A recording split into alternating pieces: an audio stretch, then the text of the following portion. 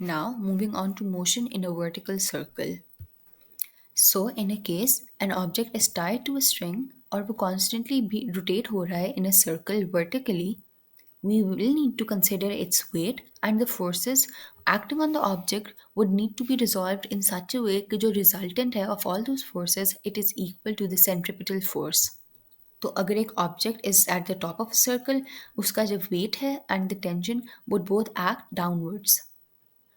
towards the center of the circle. और जो उनका resultant होगा that will be the centripetal force. So as you can see in the diagram, the red dot shows the object which is at the top of the circle and the two arrows W and T shows the tension and weight, both of which are acting downwards. तो अगर हम इस object की centripetal force calculate करें so it will be calculated as the tension at the top plus mg which is equals to the weight. And if we substitute the values, so we'll get the centripetal force at the top is equals to mv square over r. Now in the case अगर object circle में move कर रहा है and it is at the bottom of the circle, उसका जो wait है it will again be acting downwards, लेकिन the tension है that will be acting upwards towards the centre of the circle.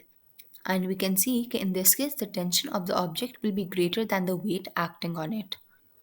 And this is because basically the centripetal force must act in the upwards direction towards the center of the circle to keep the object moving in a circular motion. तो अगर हम अब इस object at the bottom की centripetal force निकालेंगे तो that will be T which is the tension minus mg which is the weight. So इससे we can conclude कि अगर एक object is being rotated vertically in a circular motion,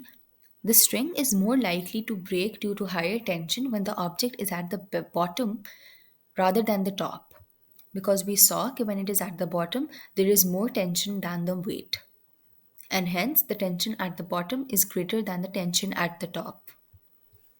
Now in the case अगर object किसी भी और position पे है in a circle, you will need to resolve all of the forces, the tension and the weight, and then you'll need to calculate the resultant force to calculate the centripetal force which is acting on the object. In the case where the object is rotated in a circular motion horizontally, उसकी जो tension होगी it will be equal to the centripetal force, which will be equal to mv square over r.